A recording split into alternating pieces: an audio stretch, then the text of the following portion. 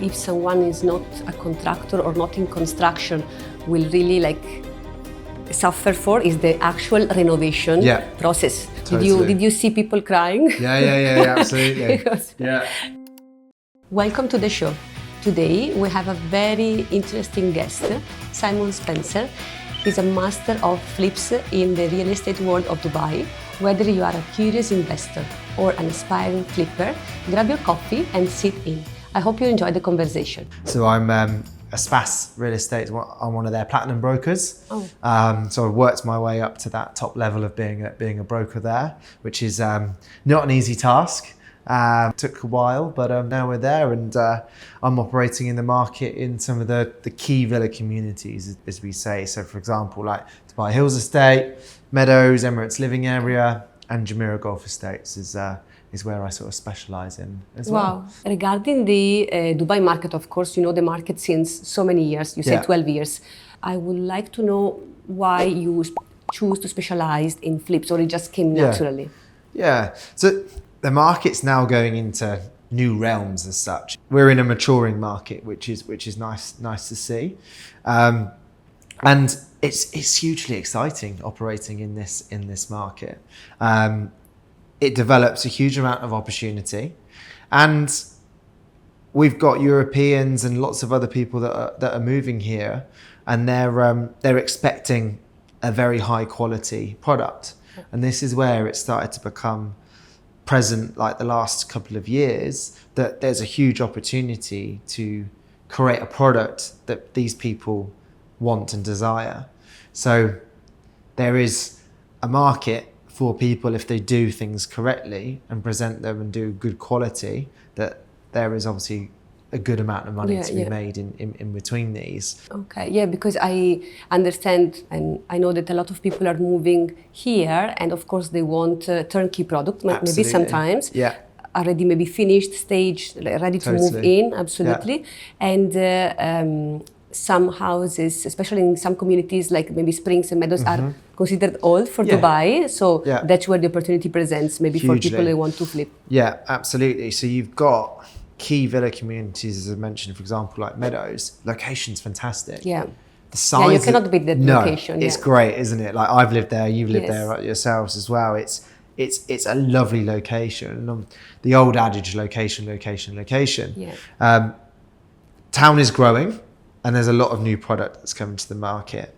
Location is going to be further out, and the size is going to be a lot lesser. Yeah, that's true. So if you're coming to Dubai and you're like, oh, hang on, like location's key, size is obviously key as well. If you can create a product for someone that ticks those boxes, it's a win-win scenario. Yeah. So you mentioned also that some areas now are not so flippable anymore, if we can say.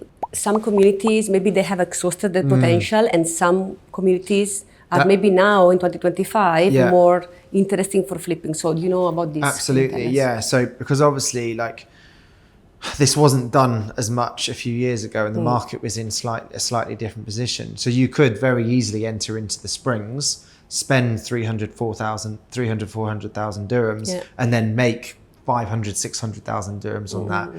That variable just isn't there at the moment because the prices have increased for the standard units. And fine, if you had 3 or 4 of those going at the same time, that would be a good value. Yeah. But like we were discussing previously before, for a few clients, that more kind of mid to high end is where we're starting to see like the good profit margins. Yeah, because I think in the previous year the prices kept going up. Yeah. So if you bought something and you made a renovation, the asset anyways would appreciate. Correct. So you would make there'd be the capital appreciation along that 9 year period anyway. Exactly. That would offset it. Correct. Now I think it's more stable the market, so there is no equity appreciation on the that's property. Correct, yeah. Okay, so now where can we find really good areas where to invest, or maybe in terms of type of properties? Yeah, absolutely. So a great example, like yesterday, I was out with an American client, and they're doing a joint venture with another British investor here. And we were looking for exactly that, those sort of opportunities. And we actually pinpointed Victory Heights, which is next to Jumeirah Golf Estates. Yeah. So you could pick up a property there. They're older, they're in need of renovation. Yeah, and the space is quite the good, space right? is good. It's what you'd perceive generally as an end user as good value for money anyway. Yeah. So for example, we were looking at a 5-bedroom house between 10 and 11 million, where you could get 4,800 square foot, so a decent size 5-bedroom property.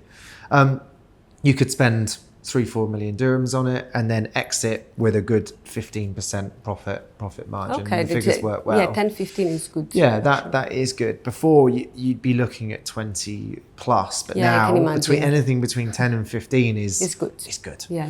And also it's tax free as well. It's not capital gains and all of that European stuff that we have to think about there as well. So Jumeirah Golf Estates definitely still has some legs in it. Mm-hmm. That would be kind of for the investor that's between like 17 and 20 million entry and upwards to that. But the value on the exit side is big there.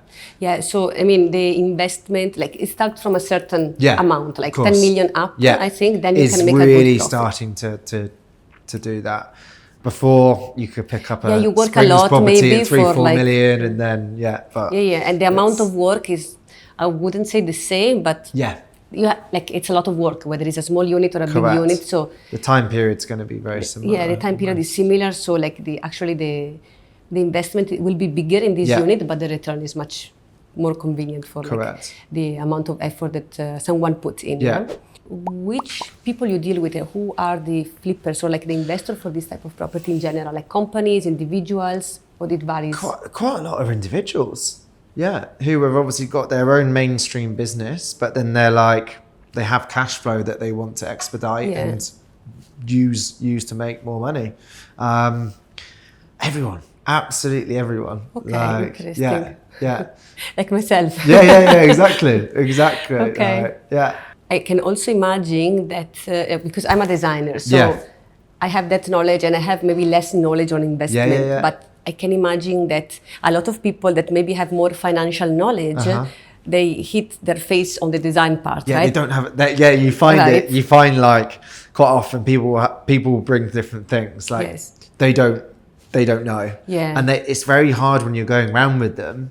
They can't imagine it. You take them into a 15-year-old property and they're like, and then you show them for some photos and then they're like, this is what it could look like. And they're like, okay. So that's when someone with a vision and the design really comes into fruition. The other point that if someone is not a contractor or not in construction will really suffer for is the actual renovation process. Totally. Did you see people crying? Yeah, absolutely. I think I have as well. I'm doing it. Especially timelines and things out here with some contractors. It's like exactly. It's it's very difficult. I think if no one did it before, no one did a renovation even for their own house or any kind of renovation before, if you do the first flip. Mm-hmm. I mean, you're gonna cry. Of course, and especially everyone if you're emotionally involved in it as well. Exactly. Emotionally and the money, the financial investment. So it's very, as you say, it's very a lot of pressure. Of course. For people. And then finally it's finished and everything works, and you're like, good. Then you're so happy and proud. Yeah. On this point of the quality is very important, and I think also the end buyer will know, right? The quality, because 100%. I see a lot of people cut corners, but maybe then your reputation is not going to last long, right? Absolutely. And I try and advise people as well. It's on keeping it quite neutral as well, because lots of people have different tastes. Yes. And you don't want to sway it too far one way or the other way. You need to keep it quite neutral and aesthetically pleasing, and just let quality material do the talking as and well. and let the buyer also envision like how it would style it or furnish themselves. Regarding the design, did you see anything that for cultural taste, finishes or missing amenities like ruin the sale or like the flip?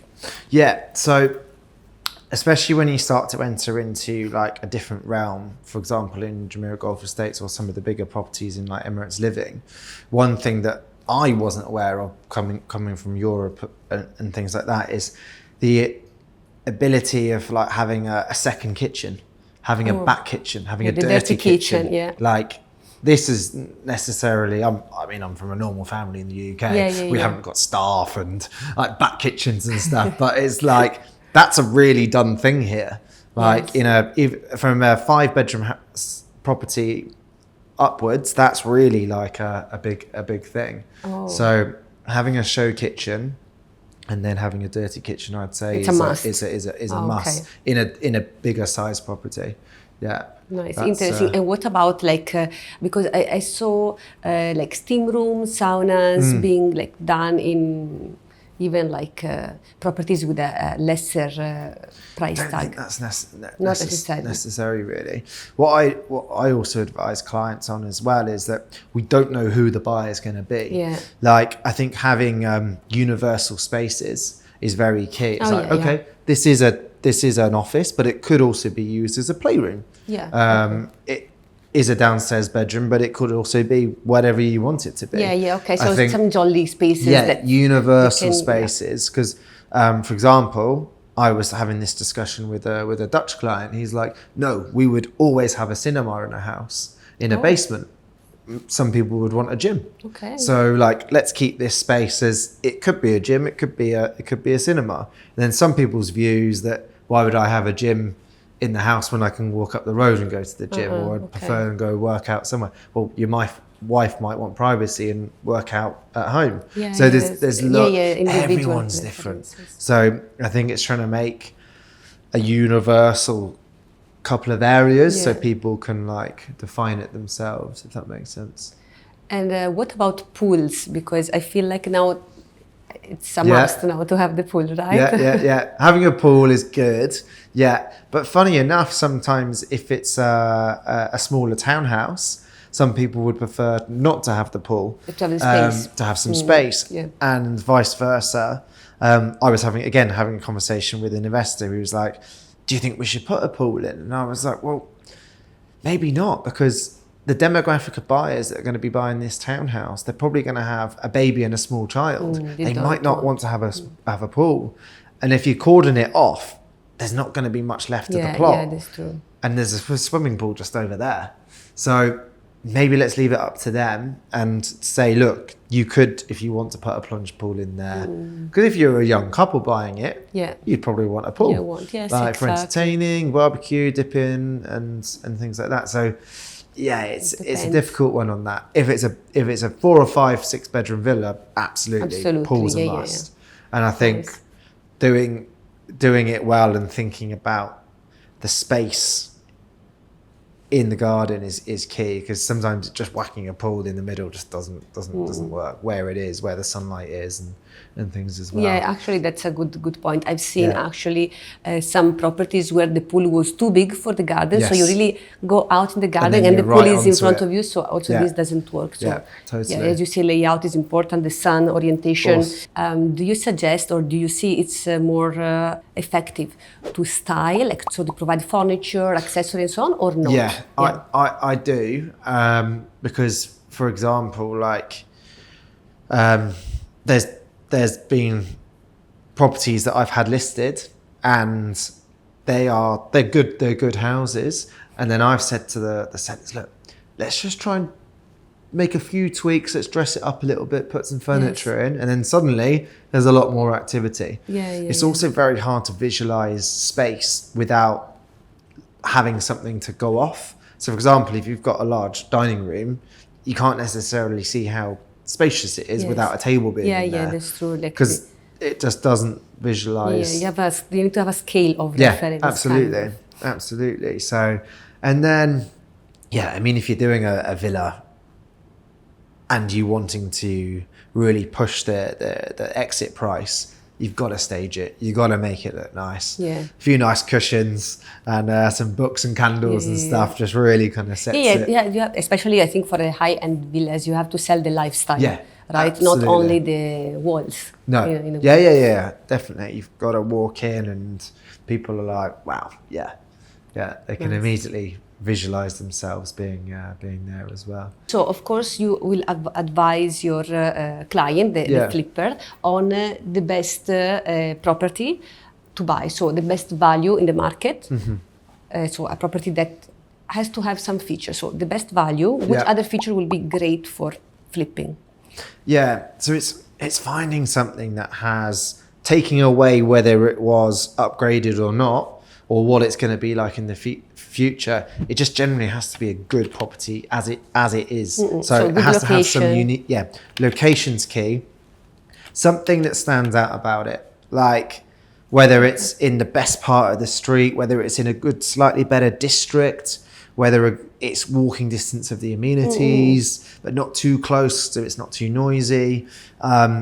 Whether it's got a slightly bigger plot than others. Orientation, loads of different factors come into play. Okay. Sometimes that property might be a little bit more, but you're obviously going to exit at a higher value. Price, yeah. Like yesterday we were out with a client. We looked at 4 houses that were on paper exactly the same. One of them had a slightly bigger side plot, and the house was kind of set back a little bit more on the road and then backing a slightly deeper park. So that started to sort of like stand out a little bit more just as it was. Yeah. So especially little details all especially where make the a houses are difference. very similar to each other. So the one that has a little bit of like value more. Of course. And you have to think like, right, for example, when that property is done, what else is going to be on the market that potentially might be similar that we know of? So we'll do a full. It might take 6 months to find the right property for someone, but then at least you know when you find it and see it, you go, right, that makes sense. Is the property. That makes sense, yeah. Because of course, like especially in this type of real estate operation, I will say, you don't only advise the client on the property to buy, but you also help them resell. Yeah, absolutely. You know? It's you run away and you're like, I'm putting buy. myself on the line, like, and I always think, right, what is that process going to be like after? And that's why I've got clients that come back to me, because they're like, well, you've advised us perfectly throughout the whole process and you've resold it, and so that makes sense.